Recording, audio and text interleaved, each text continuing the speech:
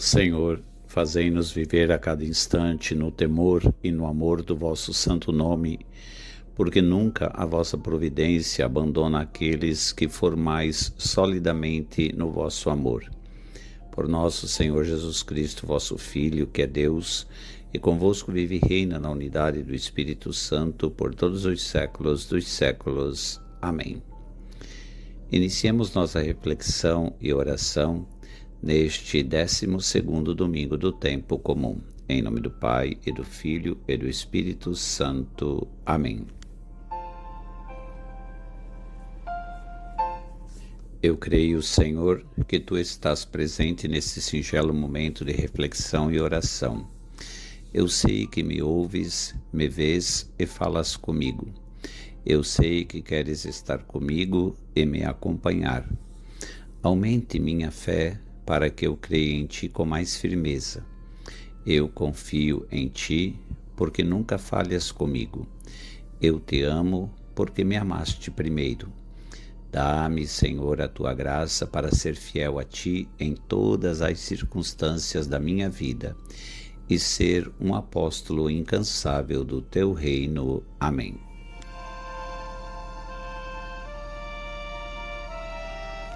Meus irmãos e minhas irmãs, a liturgia de hoje nos coloca diante do Evangelho de São Lucas, capítulo 9, versículos de 18 a 24. E gostaria de destacar com vocês o versículo 20, que nos diz: O Cristo de Deus.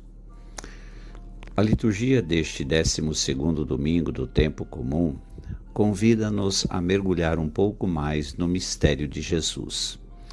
O objetivo não é ampliarmos conhecimentos sobre uma figura histórica ou cunharmos fórmulas abstratas de fé, mas é acreditarmos em Jesus, tornarmos-nos discípulos, caminharmos atrás dele no caminho que leva à vida verdadeira.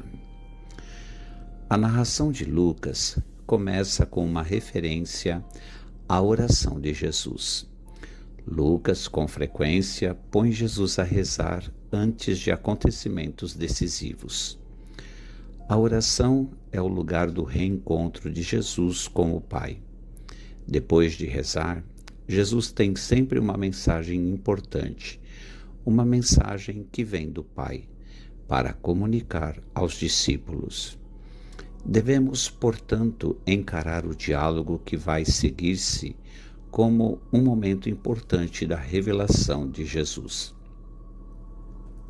O diálogo de Jesus com os discípulos consta de 3 momentos.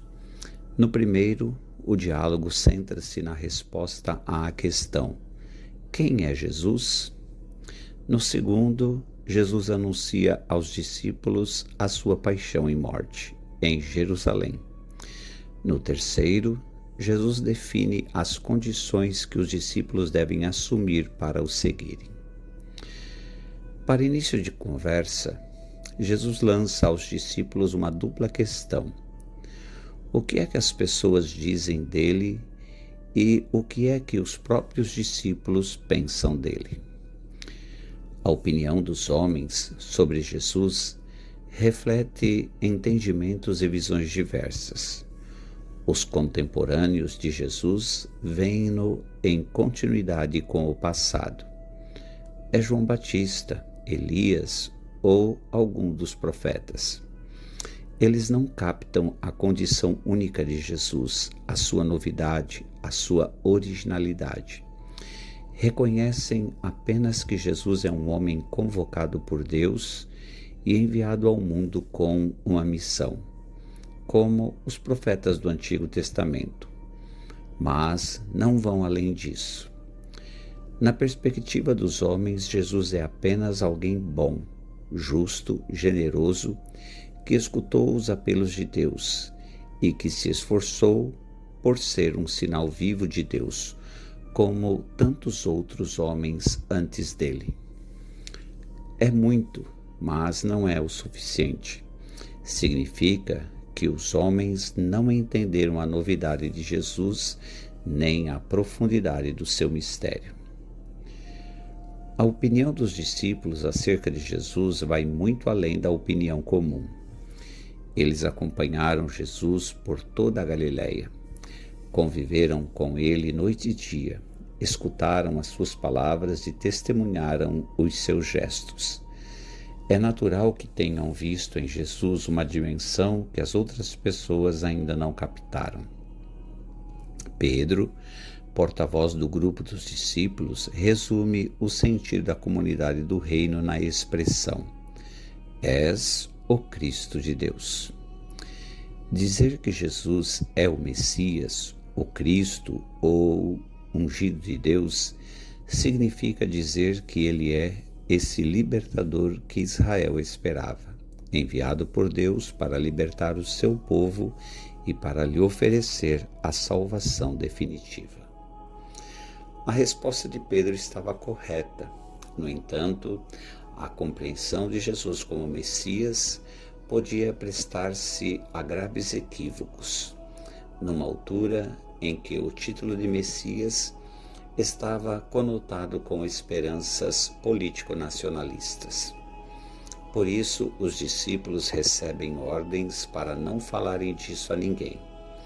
Era preciso evitar equívocos que poderiam ter consequências nefastas. Aliás, Jesus está consciente de que os próprios discípulos tinham ideias erradas acerca do Messias e de sua missão. Por isso, apressa-se a explicar-lhes que o seu messianismo não passa pelos triunfos políticos ou militares, mas pela cruz e pelo dom da vida.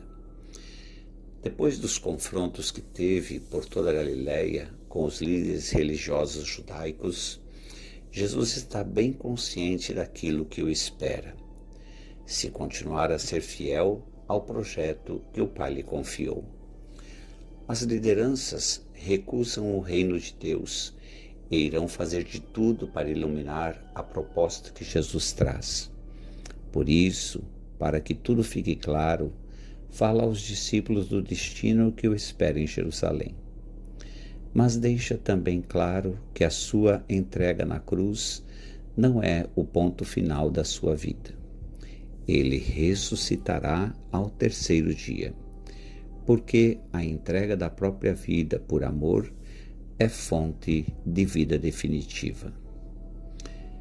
Depois de anunciar o seu destino, que será cumprido em obediência ao plano do Pai, no dom da própria vida em favor dos homens, Jesus convida os seus discípulos a seguir um percurso semelhante. Se quiserem ser seus discípulos, têm de renunciar a si mesmo, de tomar a cruz e de segui-lo no caminho do amor, da entrega, do dom da vida. Jesus não obriga ninguém, apenas apresenta a proposta. Cada um, sabendo o que uma decisão desse tipo implica, tem de fazer a sua escolha. O que é que significa exatamente renunciar a si mesmo? Significa renunciar ao seu egoísmo e autossuficiência para fazer da vida um dom a Deus e aos outros. O discípulo de Jesus não pode viver fechado em si próprio, prisioneiro dos seus interesses e critérios pessoais, preocupado apenas em concretizar os seus projetos de riqueza, de segurança, de bem-estar, de domínio, de êxito, de triunfo. Aquele que opta pelo seguimento de Jesus passa a viver como ele, colocando toda a sua existência ao serviço do projeto de Deus e do bem dos irmãos. Toma a cruz. É estar disponível para fazer da própria vida, até as últimas consequências, um dom de amor. Foi isso que Jesus fez. Mas Jesus não viveu essa entrega por amor apenas no Calvário. Ele gastou toda a sua vida, desde o seu nascimento até a sua morte, a fazer o bem. Tomar a própria cruz e seguir Jesus é fazer de toda a vida, diariamente, 24 horas por dia, e não apenas pontualmente, um dom de amor ao serviço de Deus e dos irmãos. somos convidados a entender que oferecer a vida por amor não é perdê-la, mas ganhá-la. Quem é capaz de dar a vida a Deus e aos irmãos não fracassou, mas ganhou a vida eterna, a vida verdadeira que Deus oferece a quem caminha de acordo com as suas propostas.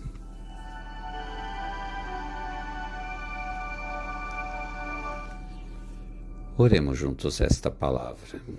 Pai Santo, erguemos os olhos para a imagem do Teu Filho na cruz e no seu lado trespassado descobrimos a relação vital entre a Sua Páscoa e o nosso batismo.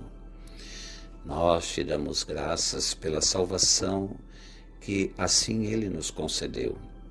Pela água do nosso batismo e pela unção do nosso crisma, fomos revestidos de Cristo, pertencemos-lhe e nele formamos um só povo. Que o Teu Espírito de paz nos mantenha sempre unidos, sustentando a nossa fé no meio das dúvidas que tantas vezes nos assaltam. Amém. Elevemos a nossa prece ao Senhor da Messe por intercessão da Santíssima Virgem Maria, Mãe da Igreja, e do seu castíssimo esposo São José, para que nos conceda o Senhor inúmeras e santas vocações sacerdotais. Ave Maria, cheia de graça, o Senhor é convosco. Bendita sois vós entre as mulheres, e bendito é o fruto do vosso ventre, Jesus. Santa Maria, Mãe de Deus, rogai por nós, pecadores, agora e na hora de nossa morte. Amém. Maria, Mãe da Igreja, rogai por nós. São José, rogai por nós. Por intercessão da Santíssima Virgem Maria, Senhora das Mercês, Mãe de misericórdia redentora dos cativos, o bom Deus te abençoe e te guarde. Pai e Filho e Espírito Santo. Amém. Até amanhã, se Deus assim o permitir.